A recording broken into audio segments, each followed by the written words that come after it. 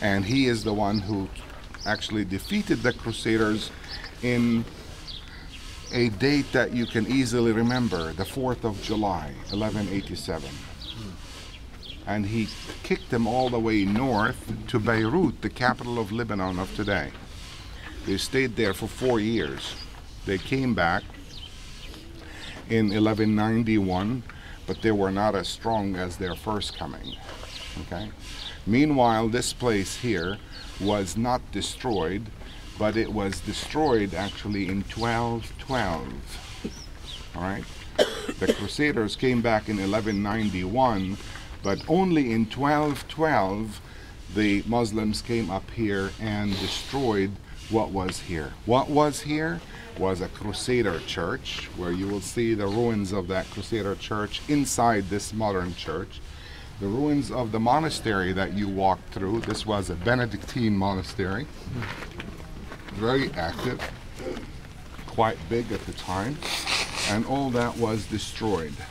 The Christians fled from here, but they continued, or they continuously tried to come back up here, to the point where the Muslims got tired of the Christians and they evacuated the place.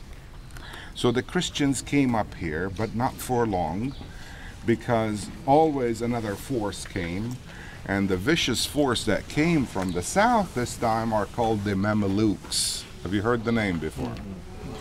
Mamelukes is a group of people who were in Egypt. The word Mameluk means a slave. Somebody is owned by someone.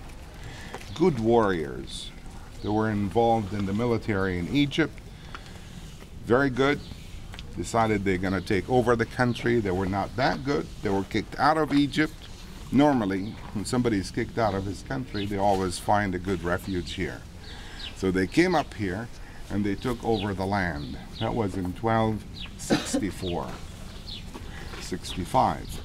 So the Christians fled from here, and we never came back because in 1518, the Turks took over this part of the world, the Turkish Empire, the Ottoman Empire. All right? And the Turks were here for good 400 years, from 1518 until 1918.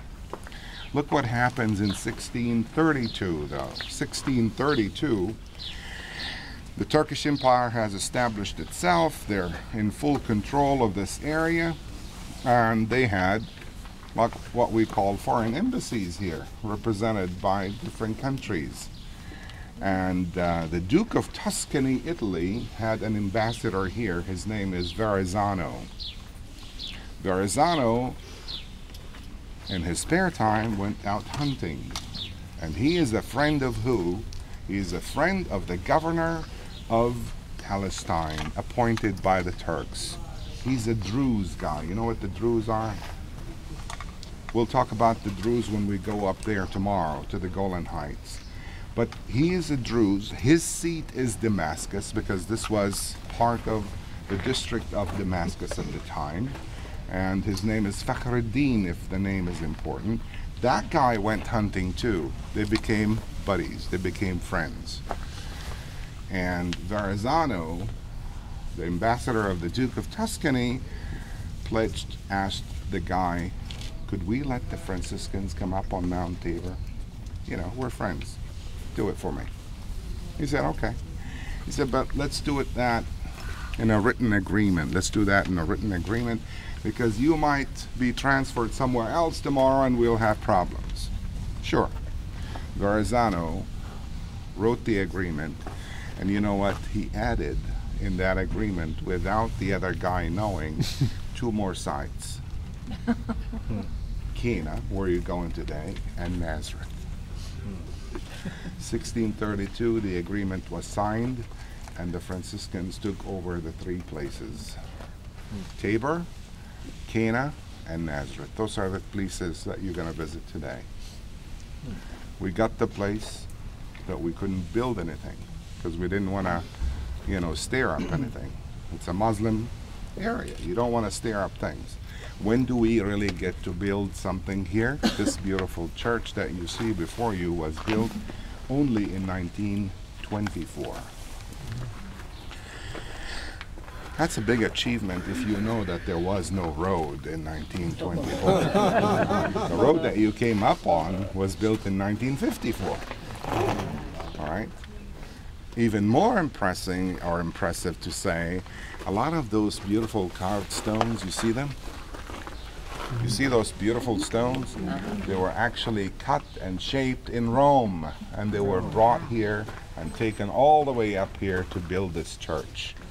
This is a beautiful church, actually. This is a church that is built directed towards the east, towards the sunrise. All churches in the Holy Land, all of them are directed to the east. Salvation comes from the east. The sun rises from the east, folks. So you come here early in the morning.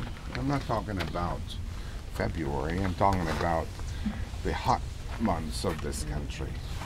Beginning from June, July, August, you come here at 5 o'clock in the morning. The sun rises in the east, hits a beautiful stained glass window behind the altar. You will see all of that. That's what I'm going to do, describe the church for you so you can go and admire the beauty of it in a minute. And there's a beautiful glow inside the church. But if you're not an early riser, you might want to come in the afternoon when the sun is in the opposite direction. You see the stained glass windows up there, those yellow glass up there? There's a beautiful yellow glow inside the church in the afternoon. The church, folks, is built in the architecture which we call Byzantine architecture. What's a Byzantine architecture? You have a main door that corresponds with the central nave of the church, which eventually leads you to the altar area. Is that clear? But as you walk in, you will see 2 rows of pillars, one on each side, creating 2 side aisles. You following? Now, notice when you go inside that the roof above this church goes from the side aisle up above the central nave and goes down on the other side aisle. By having this shape, you have space for side windows to bring the light into the church. Of course, for better ventilation also, back in the old days when they didn't have air conditioning. Okay? So that brings more light into the church. This church is all about the element of light. And the Transfiguration is one of the luminous mysteries. Isn't that interesting? Yes. All right? So much light, as opposed to a sister church that you will see in Jerusalem, built by the same architect, Antonio Berluzzi. Please meet the man, because his name is going to be heard in probably 90% of the shrines that you're going to be visiting. He's a Franciscan architect who designed many of the churches in the Holy Land that you will visit. He designed another church, sister church to this one. It was designed just the opposite. If there is so much light in this church, that church is so dark and dim. That is the church in the Garden of Gethsemane. You will visit that place. I think we have Mass for you at that place. Over the Rock of Agony, where Jesus went down on his knees and he prayed and he sweat blood on that rock that you will see. That church is very dark and very dim. Darkness and dimness maybe make you feel sad and sorrow and anxious and all that business. This has so much light. Light is usually related with joy. This is a joyful event in Christianity. The Transfiguration is a joyful event. It's not a joyful mystery, but it's a joyful event. All right? Now, the church is built, by the way, when you walk in the door, just a few feet, notice there's 2 round pieces of glass in the floor. Now, in August, when is Transfiguration? August 6th. August 6th. You come here, and the sun towards sunset goes really down. You open both sides of the door. The sun goes through the main door. It hits that glass in the floor, and it's reflected above the altar. There's a gold mosaic picture of the scene of the Transfiguration. The scene to die for, actually. All right? So that's Barluzzi, by the way. That's where his fame comes from. He designed churches to remind the visitor of the story without even telling the story. He built this church as 3 churches. The main chapel is for Jesus. Side chapel, can you see that one over there? That's for Elijah. And this one, no, that's for Moses. This one is for Elijah. Remember what Peter said? Lord, it is so good up here. Let us build 3 booths, one for you, one for Moses, one for Elijah. That's what Barluzzi did. He built 3 chapels in one. One for Jesus, one for Moses, and one for Elijah. Why Moses and Elijah? Moses represents the law, folks. Elijah represents the prophecy. And Jesus is the outcome of law and prophecy.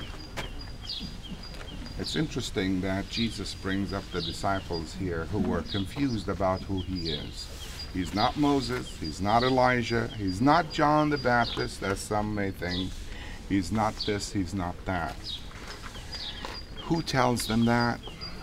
The heavenly voice. This is my beloved Son, on whom my favor rests. Listen to him. No more confusion after this. This is the second time that this voice is heard. At the baptism, and this is the second time. This is a mountaintop experience, folks. Not only for him, but also for us. You know, Moses went on Mount Sinai in the Old Testament. This is another Mount Sinai experience right here.